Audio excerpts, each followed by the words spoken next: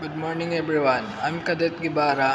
We will discuss to you about air pollution from ships primarily result from the combustion of fossil fuels in their engines, emitting pollutants such as sulfur oxides, nitrogen oxides, particulate matter, and carbon dioxide.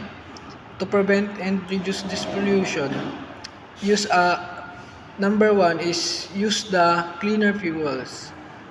You, the use of cleaner fuels is to switching to low sulfur fuels or alternative fuels like liquefied natural gas.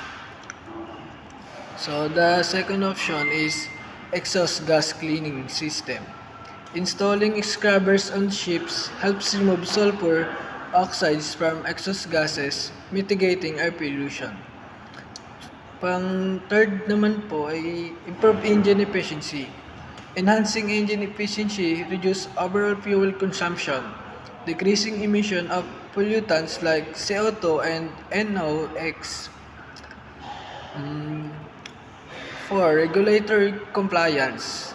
This is important. Adherence to international regulation such as the International Maritime Organization IMO MARPOL Annex 4 sets emission limits and promotes environmentally friendly practices.